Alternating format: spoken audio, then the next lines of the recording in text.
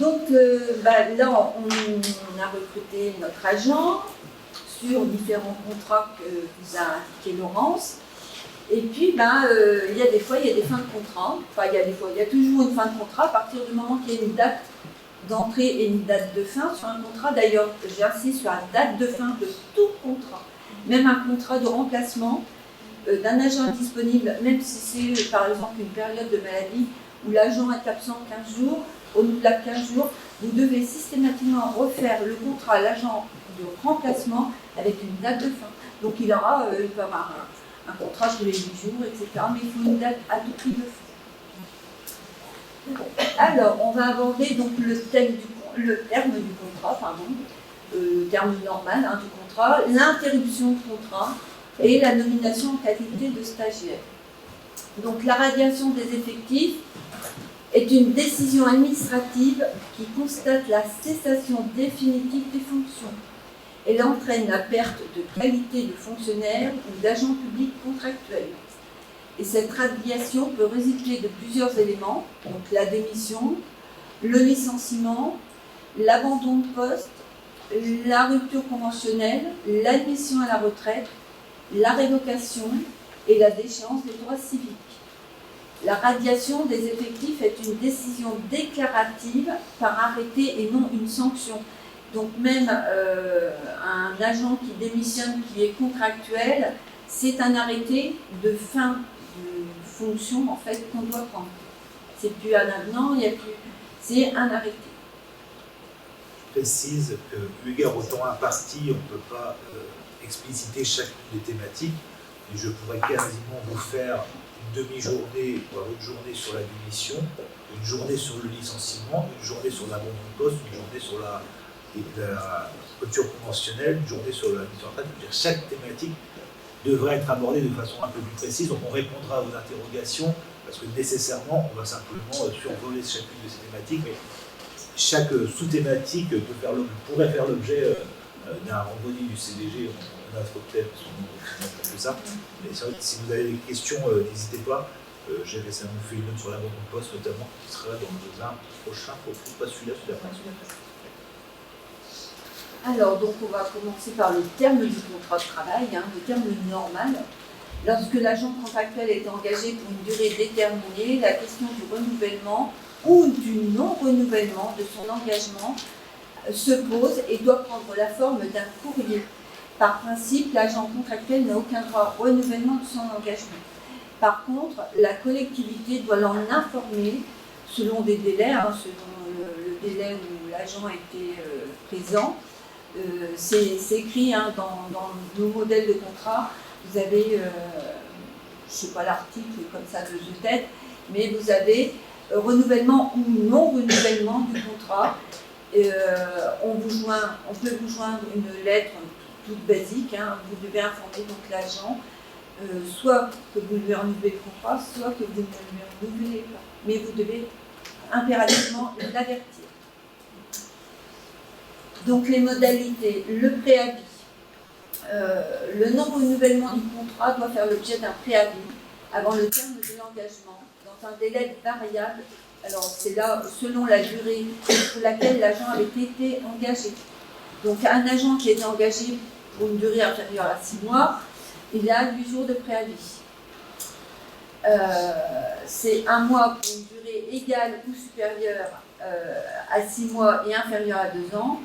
2 mois pour une durée égale ou supérieure à 2 ans, et 3 mois pour un contrat susceptible d'être renouvelé pour une durée indéterminée. Je recommence.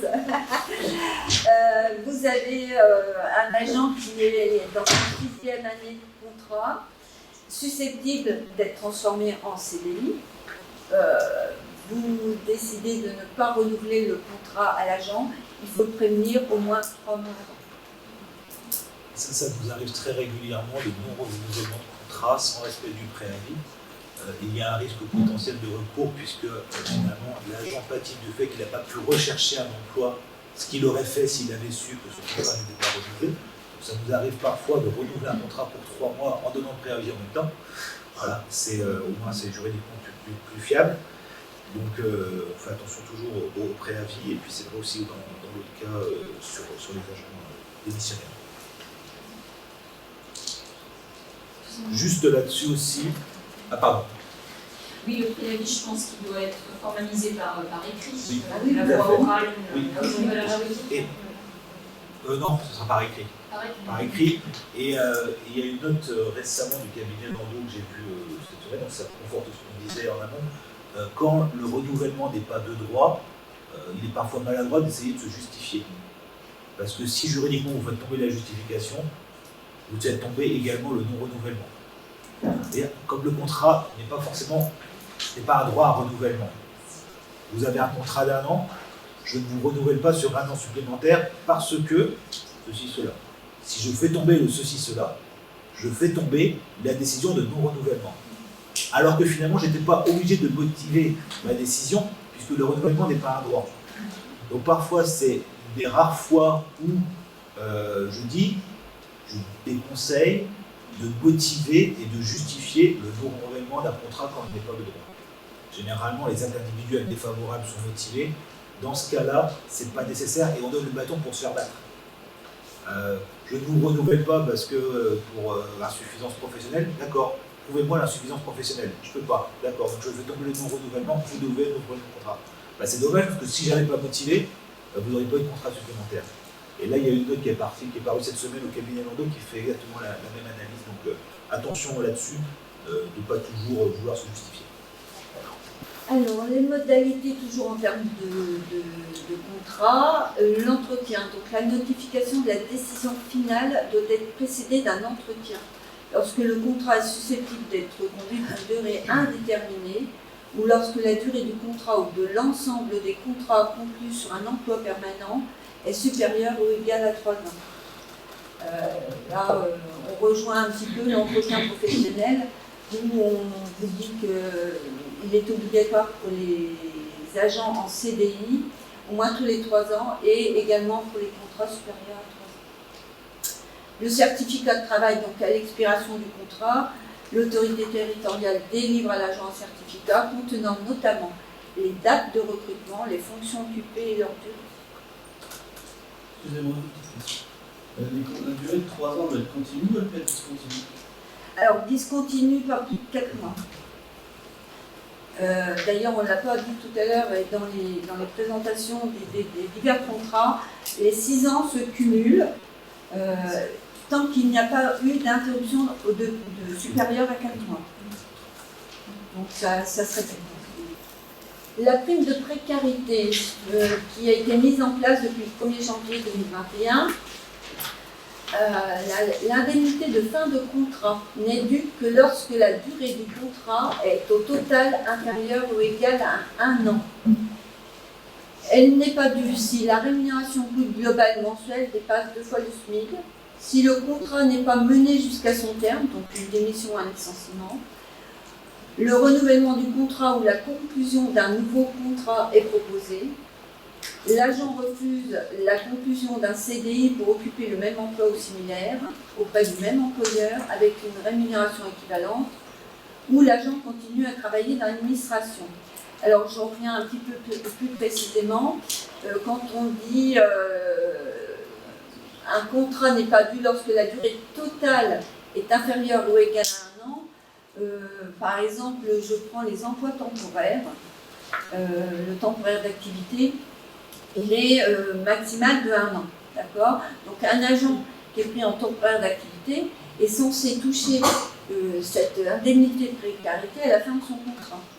Par contre, si précédemment il avait des contrats dans la même collectivité, c'est le total de ces contrats et donc il ne peut justifier d'une prime de précarité.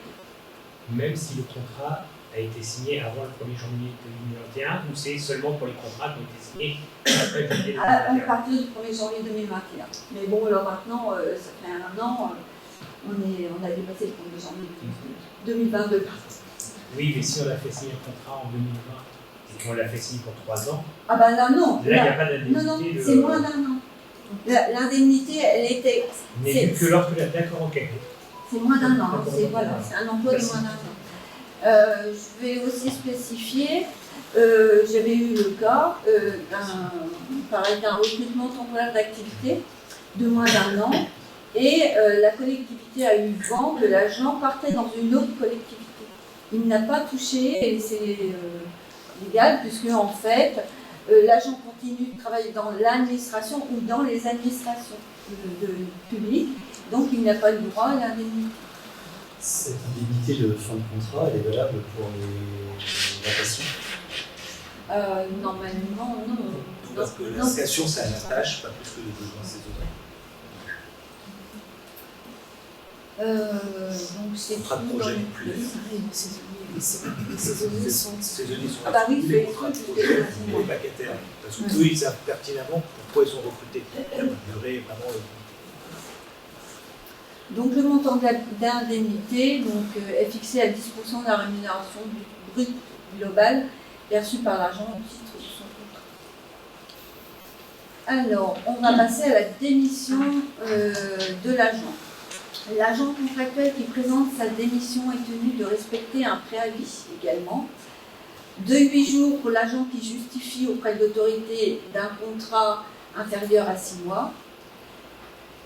6 mois de service, 1 mois pour un agent qui justifie d'une ancienneté de service égale ou supérieure à 6 mois mais inférieure à 2 ans, et 2 mois pour l'agent qui justifie d'une ancienneté de service égale ou supérieure à 2 ans.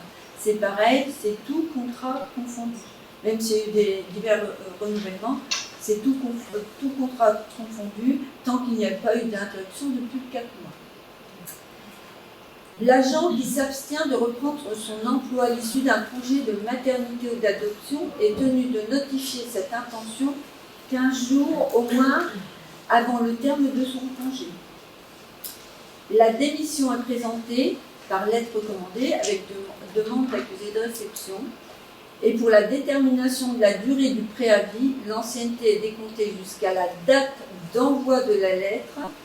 Elle est calculée compte tenu de l'ensemble des contrats, donc ce que je vous disais, conclus avec l'agent, y compris ceux effectués avant interruption, sous réserve que cette interruption nécessite pas de. On inclut les contrats privés dedans? Non. Alors là, on parle, depuis le début, on parle de contrats de droit public. C'est le décret, toujours le décret. Les contrats de droit privé sont régis par Pôle emploi. En fait, là, on vous demande, quand vous nous appelez de façon pour des contrats privés, de reprendre la tâche de la personne avec qui Pôle emploi. Enfin, vous avez signé une convention en tripartite avec Pôle emploi. En transparence, je travaille actuellement sur les conséquences du non-respect du préavis d'un agent sur sa démission. C'est-à-dire que là, très récemment, on a eu plusieurs cas consécutifs de l'agent qui ne vient pas du jour au lendemain. Donc ça c'est plus juridiquement une démission, ça a l'abandon de poste, et l'abandon de poste, c'est une radiation des cadres. Donc finalement, la radiation des cadres, c'est la démission. Donc je suis en train de voir quelles sont les conséquences qu'on pourrait mettre en place pour l'agent, puisqu'on pourrait très bien aussi lui mettre des fonctions administratives là-dessus. Et c'est vraiment quelque chose qui est assez récent et qu'on a eu assez récemment. Je pense que c'est lié aussi à la tension sur certains emplois où vous avez des agents qui préviennent leur employeur en disant à partir de demain, je ne viens plus. Mais qui font parfois même une lettre, ils font vraiment la démarche écrite de leur volonté de démissionner, mais c'est du jour au lendemain. Et normalement, la démission doit être acceptée par l'autorité territoriale également. Donc je pense qu'il y aura une note qui partira bientôt. Et je pense aussi que les agents font une confusion entre ils sont sous contrat, ils sont sous le domaine public. Et ils font l'amalgame avec le. Donc je pense que là, c'est à vous, en amont, quand vous signez un contrat avec un agent, de bien lui indiquer à quoi il correspond et ce dont il a le droit. De toute façon, je vous dis, dans le contrat, maintenant, nos contrats font en règle générale une moyenne de 6 pages.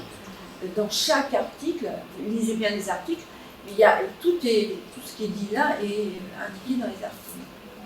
Alors n'hésitez pas à nous demander des modèles avec les. Voilà, qui vont être bientôt. Donc, On va en parler. Une petite parenthèse. Petite pause pour Christine. Petite parenthèse.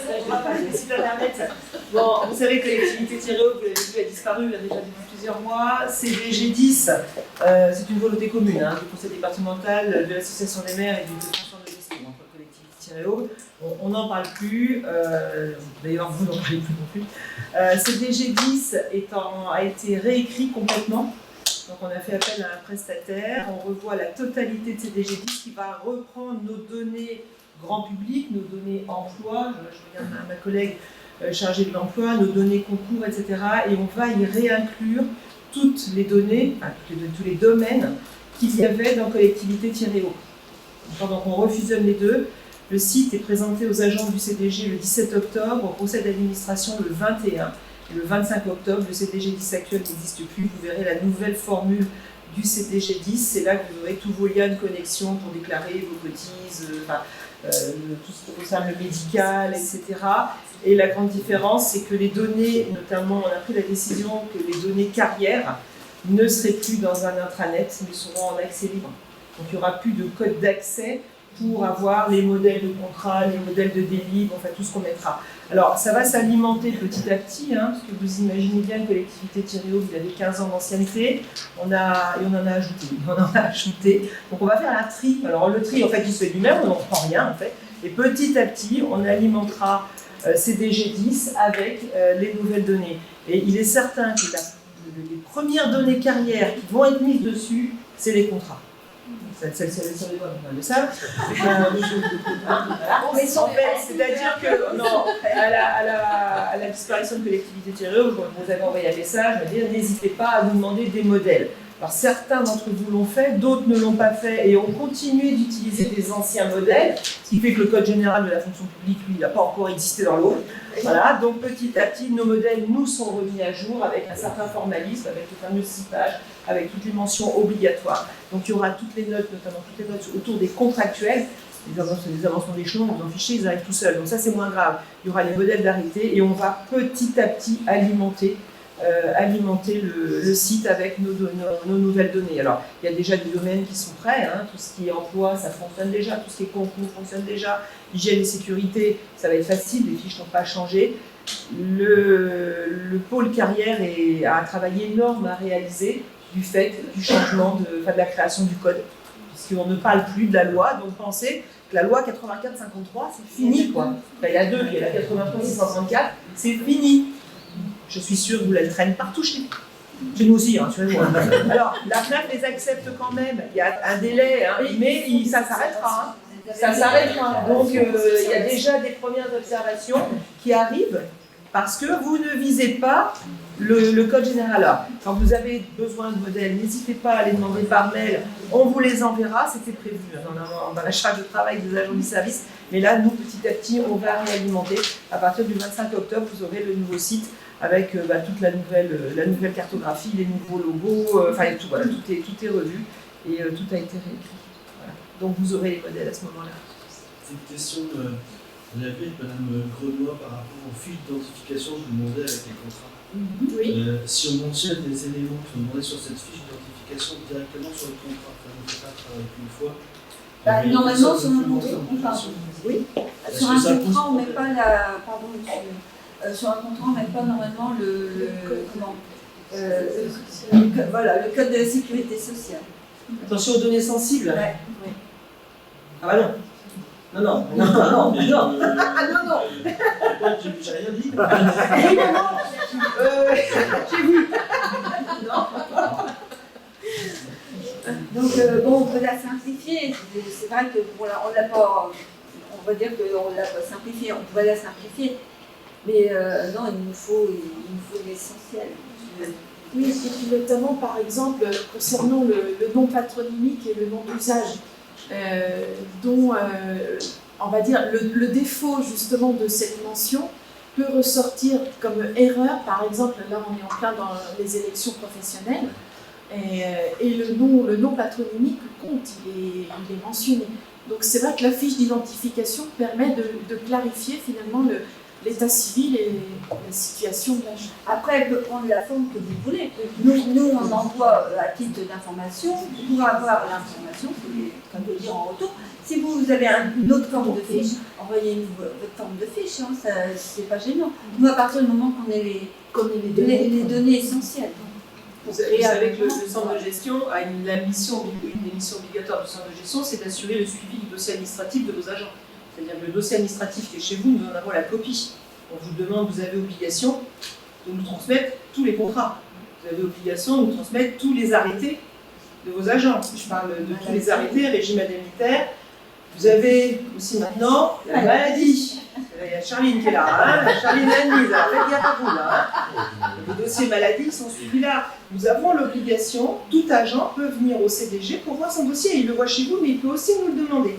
Alors, en règle générale, sur les dossiers des titulaires, ça va, parce que les arrêtés doivent passer par chez nous. Donc là, automatiquement, il n'y a pas de souci. Là, on s'est rendu compte avec les élections professionnelles que malgré nos relances, malgré etc., certaines collectivités oublient systématiquement de nous envoyer les contrats. On doit recevoir les contrats. Et c'est pourquoi je fais cette phrase. C'est par rapport à la fiche d'identification, c'est que nous avons un logiciel de SIRH, nous sommes obligés de rentrer vos agents. Et les éléments que l'on met, qu'on vous demande sur la fiche d'identification, ce sont les éléments qui nous sont indispensables. Maintenant, si vous voulez la mettre en haut de la feuille, ou en bas de la feuille, en rouge ou en bleu, je m'en fiche complètement du moment que nous, on récupère les données. Alors maintenant, il faut faire très attention aussi dans le recueil de ces données au RGPD. 400 collectivités conventionnées avec nous. Nous sommes le vote DPO, nous avons toute une équipe ici. Il y a un tas de fiches qui sont parties, qui vont repartir. Je fais attention à ce que je dis, parce que sinon... On a des données sensibles, on ne peut pas demander n'importe quoi à des agents. Enfin, il y a toutes des procédures, et notamment on parlait du numéro de sécurité sociale. Attention à ce numéro NIR, il fait partie des données. Oui, voilà. Bien sûr, c'est essentiel, mais il faut savoir ce qu'on en fait.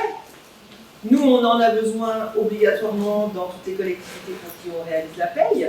On en a besoin aussi dans nos échanges avec la CNRACL, donc c'est pas anodin, hein, parce que sinon, nous, dans la gestion de carrière des agents, numéro de sécu, on s'en fiche. Hein. Par contre, quand on va attaquer sur de la maladie, quand on va commencer à attaquer sur de la retraite, etc., on va avoir besoin de ces renseignements. Ces renseignements, nous, ils sont déclarés. On sait ce qu'on en fait, c'est déclaré ce qu'on en fait. On reprend d'ailleurs toutes nos procédures. Voilà. Mais à vous de faire très attention aussi. D'accord ? Et faites attention aussi dans vos contrats, dans la rédaction des contrats, à toutes les mentions RGPD. C'est devenu obligatoire, ça, c'est pas pour vous embêter. Voilà comment je défends un service, Olivier.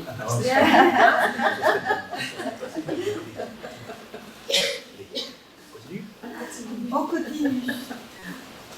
Alors, le licenciement. On est toujours dans l'interruption de contrat. Le licenciement peut être prononcé pour divers motifs. Insuffisance professionnelle, faute disciplinaire, inaptitude physique ou dans l'intérêt du service. Un entretien préalable au licenciement est obligatoire. La convocation est effectuée par lettre recommandée avec accusé de réception, remise en main propre contre décharge. L'entretien préalable doit avoir lieu au moins 5 jours ouvrables après la présentation de la lettre recommandée. L'agent peut se faire accompagner par la ou les personnes de son choix. Et durant l'entretien, l'administration indique à l'agent les motifs du licenciement, le délai pendant lequel l'agent doit présenter une demande écrite de reclassement lorsqu'il y a droit et les conditions dans lesquelles les offres de reclassement sont présentées. L'agent a droit à la communication intégrale de son dossier individuel en cas de licenciement disciplinaire pour inaptitude physique ou pour insuffisance professionnelle. Et dans le cadre d'un licenciement pour inaptitude physique, l'agent a également droit à communication de son dossier médical. Il y a donc pour ces ce licenciement, dans les 4 motifs, il y a une saisine de la CCP. Elle est consultée donc sur le projet de décision de licenciement, sauf en cas de licenciement en cours ou à la fin d'une période d'essai.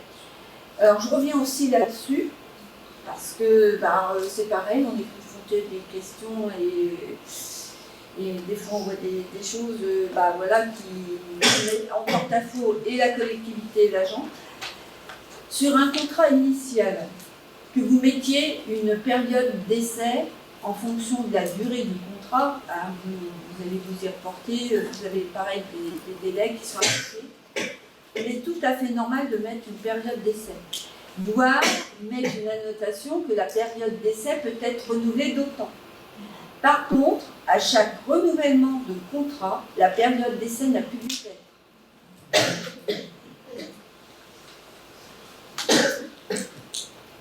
Lorsque l'administration est tenue de reclasser donc l'agent, la CCP doit connaître les motifs qui empêchent le reclassement. Notification du licenciement. La décision de licenciement est notifiée par lettre recommandée avec accusé de réception, donc en remise en main propre contre les charges. La lettre précise les motifs du licenciement, la date à laquelle le licenciement intervient, compte tenu des droits à congé annuel restant dus, et si l'agent y a droit, et du préavis à effectuer. La possibilité de présenter une demande écrite de reclassement si l'agent y a droit, dans un délai correspondant à la moitié de la durée du préavis, et les conditions dans lesquelles les offres de reclassement sont susceptibles de lui être adressées. Alors là, on parle de reclassement, bien souvent, ce sont des licenciements pour une aptitude physique, donc tout dépend ce qu'a émis le comité médical en amont. Si c'est une aptitude physique au poste, l'agent peut être reclassé sur un autre poste. S'il y a une inaptitude physique définitive à tout emploi, il n'y a pas de reclassement. Il est évident que voilà, l'agent est licencié. Les durées de préavis, donc sauf en cas de licenciement en cours à la fin de période d'essai ou pour motif disciplinaire, l'agent contractuel a droit à un préavis. Donc je rappelle que le licenciement en cours ou en fin de période d'essai, vous n'avez même pas à le motiver, hein, vous mettez fin à la période d'essai en avertissant bien l'agent avant la fin de la période. Hein. Et il n'y a pas de CCP. Donc, dans les autres cas, le préavis qu'a droit l'agent, c'est 8 jours pour un agent qui justifie auprès de l'autorité qu'il l'a recruté d'une ancienneté de service inférieure à 6 mois, 1 mois pour l'agent qui justifie d'une ancienneté égale à supérieure à 6 mois et inférieure à 2 ans, et 2 mois pour l'agent qui justifie d'une ancienneté de service égale ou supérieure à 2 ans. Ces durées sont doublées si l'agent est reconnu travailleur handicapé. L'ancienneté est décomptée jusqu'à la date d'envoi de la lettre de notification de licenciement. Elle tient compte de tous les contrats conclus avec l'agent, y compris ceux effectués avant une interruption de fonction, et est inférieure à 4 mois. L'indemnité de licenciement. L'agent licencié perçoit une indemnité, sauf dans les cas suivants. Donc, licenciement en cours ou expiration de la période d'essai, licenciement pour faute disciplinaire, fonctionnaire détaché contractuel en disponibilité ou hors cadre, pour un agent reclassé sur un autre poste, donc un agent qui est licencié, ce que je vous disais tout à l'heure, pour une aptitude physique au poste, mais reclassé sur un autre poste, il n'a pas d'indemnité. Quand l'agent accepte une modification de son contrat, ou quand il remplit des conditions pour bénéficier d'une retraite à taux plein. Il retrouve immédiatement un emploi équivalent dans une collectivité territoriale ou dans une société d'économie mixte dans lesquelles l'État ou la collectivité territoriale a une participation majoritaire. Donc, l'indemnité de licenciement, CDD et CDI, enfin, CDI sûr, CDD aussi.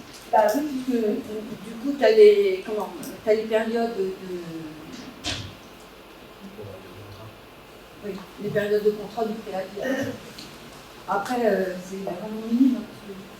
En fait, comme c'est un calcul sur une large durée, à mon avis, un CDD, il n'y a pas grand-chose.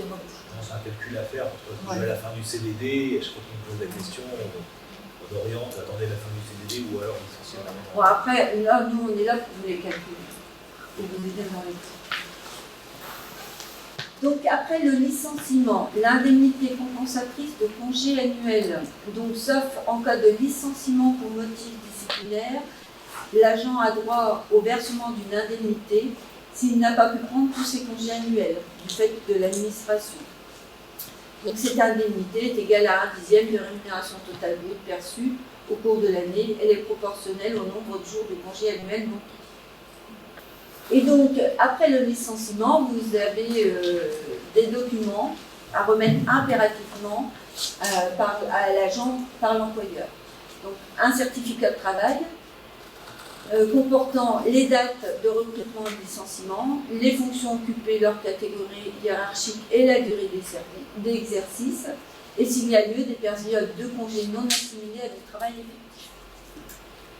L'attestation de Pôle emploi, qui est obligatoire à fournir. Donc, quand moi on me demande, d'ailleurs je l'envoie systématiquement, je remets l'adresse de Pôle emploi et je vous remets cette formule obligatoire de lui délivrer une attestation de Pôle emploi, parce que la non-délivrance est passible d'une sanction pénale assortie d'une amende.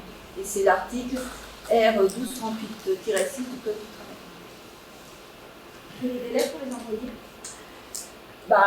C'est dès que le licenciement a été prononcé, voilà, je veux dire, déjà, ça permet à l'agent aussi de peut-être retrouver les travailleurs. Et puis, pour calculer, au niveau de Pôle emploi, pour calculer les cotisations au pays d'arrêt.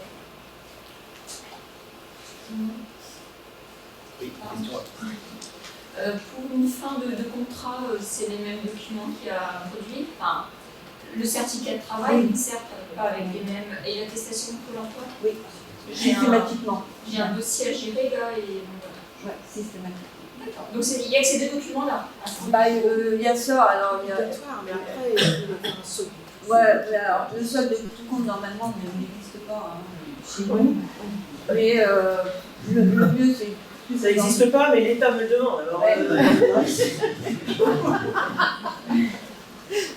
Alors, donc, plus, on va dire, plus vous êtes correct avec l'agent, lui donnant le maximum de renseignements, aussi. Ah, mais le certificat de travail et l'attestation de Pôle Oui, emploi, là, ça suffira. oui.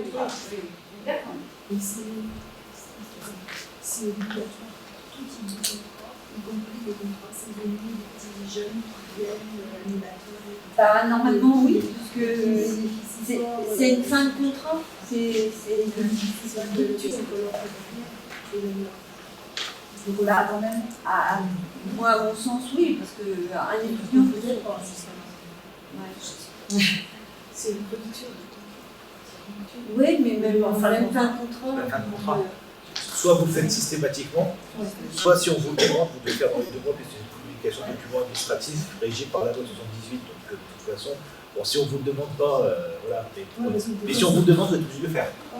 Vous avez des petits jeunes souvent de l'été qui ne travaillent pas, ils ne travaillent que pour un job d'été, Oui. et après, Les jeunes cœurs, même des fois, 1 an ou 2 ans après qu'on leur demande, j'ai de le faire. Oui, ça peut justifier. Par contre, les attestations de travail quand même, parce que imaginez que ce soit un agent qui un jour devienne le stagiaire du public, peut-être que la reprise des services. Et c'est à ce moment-là que généralement, 1 an ou 2 ans après, on a des collectivités, ah oui, mais l'agent n'est plus chez moi depuis 2 ans et il me demande l'attestation. Donc c'est pour ça qu'on conseille de le faire systématiquement. il faut se mettre à la place de l'agent.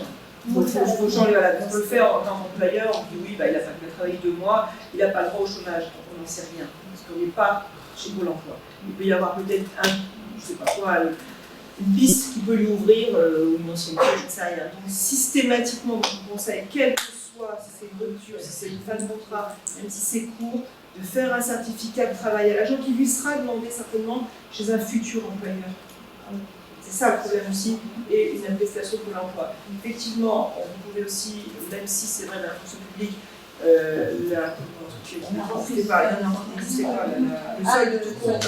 On parle de solde de tout compte dans le privé, mais on ne le demande pas dans le public. Moi, j'ai un agent qui vient de partir en détachement à l'État. L'État vient de me le demander. Ils m'ont demandé un solde de tout compte. Je prends des exemplaires parce que ces 3 services, ils communiquent pas entre eux. Donc je ne sais pas voir. Mais donc les faits.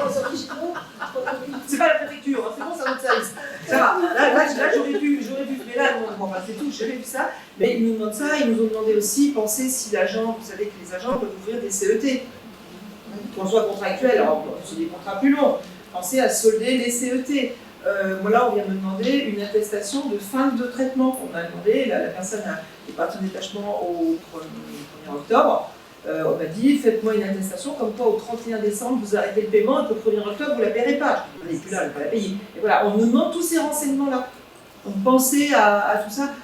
C'est sûr que c'est du travail, ça c'est clair, mais pensez à l'agent qui lui peut avoir besoin de ça dans sa future situation. Et effectivement, dans les reprises de service, ça peut aussi dans les cas de concours qu'on demande aussi. Hein, voilà. Alors, dans les concours, on vous demande, l'agent va aller passer un concours c'est des marchés libres, il n'y a pas besoin tout le monde peut aller passer un concours, on a un relevé de service. Tout ça, ça va être dedans. Vous parliez du fait de solder les CET. Mais c'est obligatoire ou en cas de détachement, l'administration il faut dire ce qu'on fait sur CET. Un accord entre les deux. Alors, il peut y avoir des conventions, ça, on dépasse un petit peu le cadre du contrat, mais effectivement, un CET appartient à un agent, quel que soit son statut, qu'il soit contractuel ou qu'il soit fonctionnaire. Donc, si vous avez prévu de monétiser dans vos délibérations les CET, vous pouvez dire à l'agent, à la fin du contrat, je paye les jours qui sont dessus. Sinon, s'ils ne sont que des congés, soit le CET est soldé en congé dans sa collectivité d'origine, soit il part dans la nouvelle collectivité au niveau général. Les CET, c'est si on part sur la fonction publique. Je ne suis pas sûre que ça marche, j'en sais rien.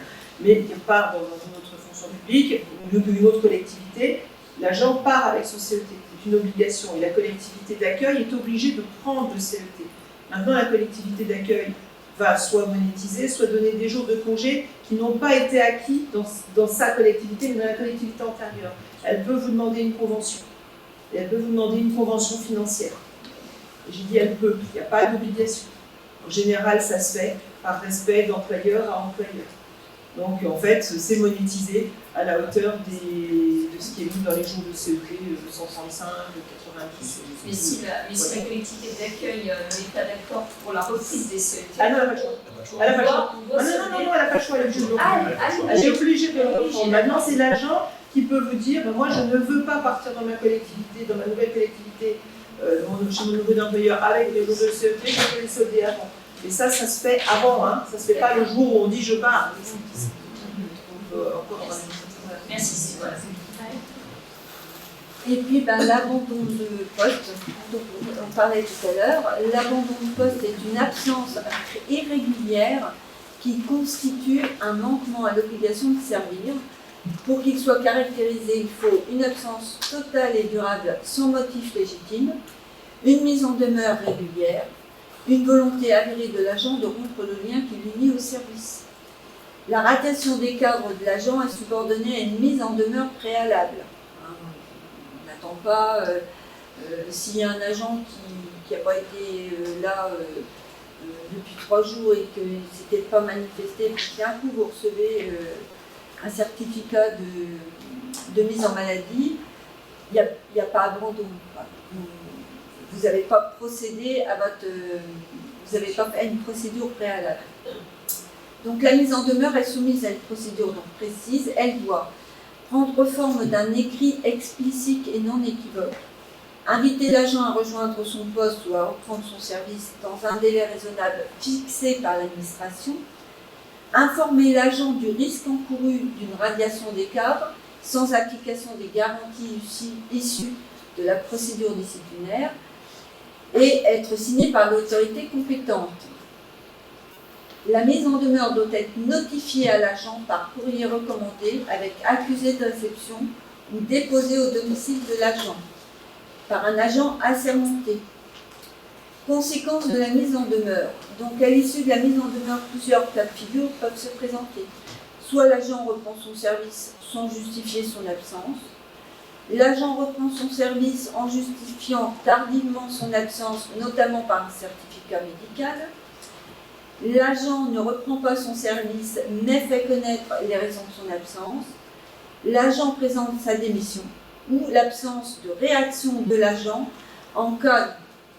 Dans ce cas, l'autorité territoriale peut prendre un arrêté de radiation des cadres pour abandon de poste.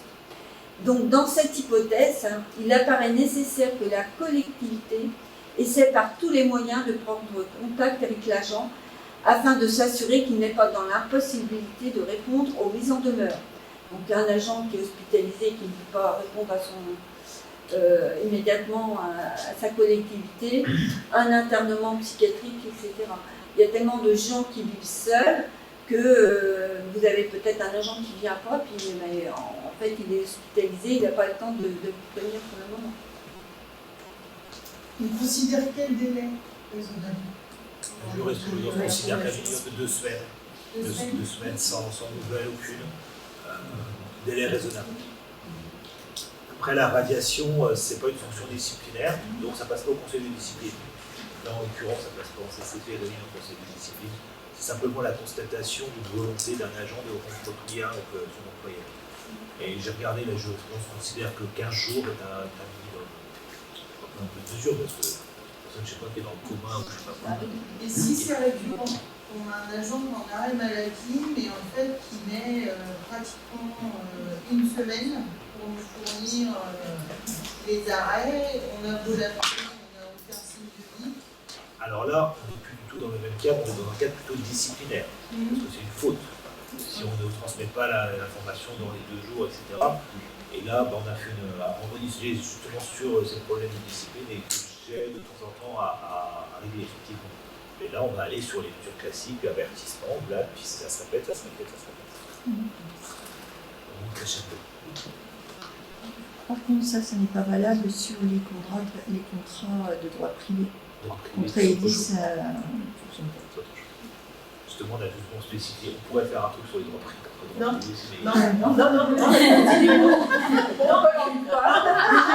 Le centre de gestion est le centre de gestion de la fonction publique. Je pense qu'on a assez de soucis et assez de domaines avec le droit public. Donc je vais laisser le code du travail géré par la direction du travail. Donc non, je suis désolée, mais on ne se lancera pas. Ou alors il faut trouver de l'argent quelque part et recruter un spécialiste de droit privé. Ça se trouve, hein, mais il faut que le conseil d'administration me fasse créer ce service. Aujourd'hui, on ne répond pas, et je sais que ça vous embête parce que vous avez de plus en plus de contrats de droit privé, je le sais très bien. Non, on ne répond pas sur les questions de droit privé parce qu'on n'est pas spécialisé en droit privé, tout simplement. Donc là, moi, je vous renvoie systématiquement sur la direction du travail et sur Pôle emploi, plus tous les conventionnements, donc les styles de contrats que vous pouvez avoir pour les contrats aidés dans leur globalité. Voilà. Non, on ne peut pas. Là, j'ai pas les moyens humains pour rentrer sur les contrats sur le droit privé. Mais c'est jamais. J'ai plus de place pour l'instant. C'est une question de moyens. Ah non, on va dire de me calmer. Je pose la question parce que je sais que c'est un. Ouais, je sais que c'est des demandes. Non, je sais que vous avez des besoins, mais là, non, on fait pas. J'ai essayé un peu. Merci Aurélien. Peut-être le corbier du monde, elle va. Donc, la radiation des effectifs, l'administration prend l'arrêté de radiation, donc je parle bien d'arrêté, et le notifie en recommandé à l'agent. Les différentes étapes de procédure doivent apparaître dans les considérants de l'arrêté.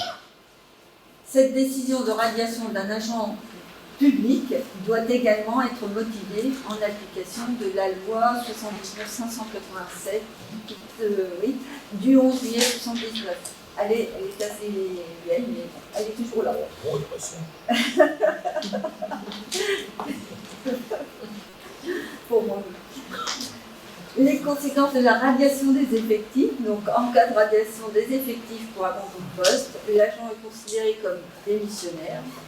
Il en découle que l'agent radié, pour ce motif, ne peut prétendre à aucune allocation pour perte d'emploi et aucune indemnité de licenciement n'est due. Les congés annuels dont aura pu bénéficier l'agent sont considérés comme perdus. Et je crois que non, j'en ai encore une. Je ne crois pas, oui, je ne suis pas passée les stagiaires. Donc, créé par la loi 2019-828 du 6 août 2019, la rupture conventionnelle s'applique aux fonctionnaires titulaires et aux agents contractuels de droit public en contrat à durée indéterminée. Il y a du vécu là-dedans, Ah, c'est pas moi, mais du vécu. Donc elle ne s'applique pas aux fonctionnaires stagiaires.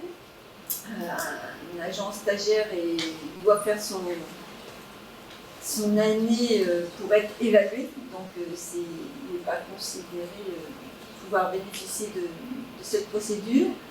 Aux agents ayant atteint l'âge d'ouverture des droits à la retraite et remplissant des conditions pour obtenir la liquidation d'une pension de retraite à taux plein du régime général de la sécurité sociale, et aux fonctionnaires détachés en qualité d'agents contractuels. Donc elle se formalise par la mise en place d'une convention négociée entre l'agent et l'employeur et fixe le montant d'une indemnité spécifique dont le plafond est déterminé par la réglementation. Elle a pour conséquence la radiation définitive des cadres. Un agent contractuel sur un emploi permanent ayant réussi un concours sera inscrit sur une liste d'aptitudes d'accès à un cadre d'emploi dont les missions englobent l'emploi qu'il occupe. Il pourra alors être nommé fonctionnaire stagiaire par l'autorité territoriale qui l'emploie, au plus tard au terme de son contrat. Il peut s'agir d'une première nomination dans la fonction publique suite à un concours ou par recrutement direct.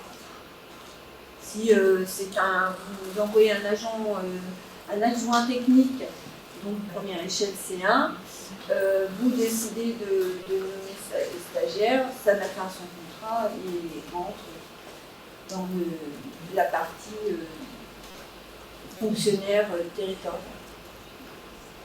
Et là, je vous dis, merci de votre attention.